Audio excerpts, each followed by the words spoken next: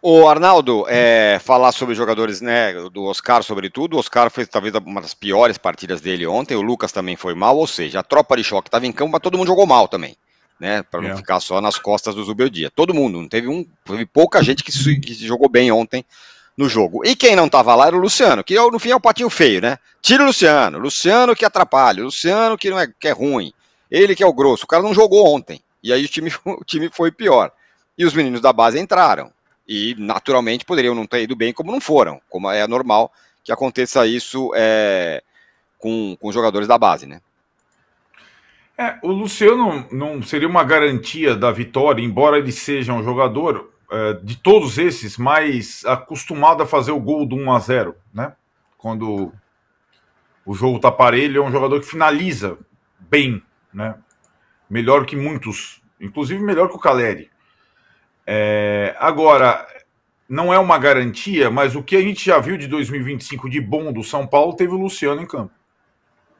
A vitória sobre o Corinthians, que o Renato destacou, a vitória sobre o Mirassol. Quando o quarteto esteve bem, o quarteto era formado por Luciano, Lucas, Oscar e Caleri, tornando um time menos previsível do que foi o São Paulo ontem, né? A entrada do Luciano e não do Ferreirinha, ela deixa. Eu lembrei também bastante do Renato ontem, porque com o Ferreirinha o time fica mais. O Renato adora, e eu também adoro, tudo entre aspas, nós dois odiamos o tal do jogo posicional, né? E aí fica o Ferreirinha aberto de um lado, o Lucas aberto do outro lado, o Oscar atrás do centroavante, e a distância entre eles é gigante. E acho que foi o que facilitou para a Inter ontem. E o São Paulo teve os seus bons momentos até agora em 2025, quando, com o quarteto, não existia uma posição fixa. O quarteto torna a equipe mais vulnerável. É verdade, né? O São Paulo também oferece ao adversário chances, porque esses 4 jogadores não têm característica de marcação. Mas para o adversário defender é muito mais difícil.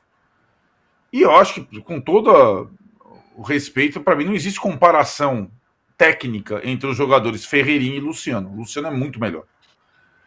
E aí, suspense, ele não jogou. Mas aí eu acho que, como você estava dizendo no início, Tirone, muita gente queria ver o time com o Ferreirinha aberto, Oscar como meia centralizado, sem o Luciano. E acho que quem viu não gostou. E como o Renato falou, serve para algumas observações. Talvez não seja essa a formação ideal, depende do adversário tal, e tudo mais. E também serve para o segundo tempo, quando os meninos ainda em formação entraram e não conseguiram mudar o jogo, que é natural também. Né?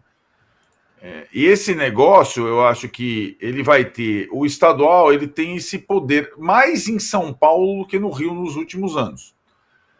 O estadual em São Paulo, eu vou falar particularmente do São Paulo, porque essa direção atual é a mesma dos últimos paulistas todos, dos últimos 4 paulistas. E quando o time foi muito mal no Paulista, o técnico não caiu imediatamente depois da eliminação, mas pouquinho depois, né? Então a questão para o Zubeldia não é exatamente agora o clássico com o Palmeiras, é após possivelmente uma eliminação precoce no campeonato. O Rogério Ceni caiu para o Água Santa no primeiro mata-mata, teve mais uma ou outra oportunidade, estreou no Brasileiro contra o Botafogo, caiu. O Carpini ano passado caiu no mata-mata para o Novo Horizontino também, como mandante, igual o Rogério. Ficou mais um pouquinho depois da estreia, 2 jogos do Brasileiro, vai na estreia, Fortaleza e Flamengo, caiu. E aí, agora é a vez do Zubeldia desafiar essa máxima, né? O São Paulo provavelmente vai fazer de novo a eliminatória do Paulista em casa, ou como mandante contra o Novo Horizontino, aí a ver se ele vai conseguir ir além do que foram Rogério Ceni e Carpini nos últimos campeonatos. E se ele conseguirá, de fato, começar o Brasileirão e a Libertadores como técnico do São Paulo. Porque é aquilo. Pro torcedor, sempre tem que haver, quando o time grande não ganha, o alvo, né? E agora, o São Paulo não tem exatamente um alvo jogador. O alvo é o treinador, que chegou do ano passado.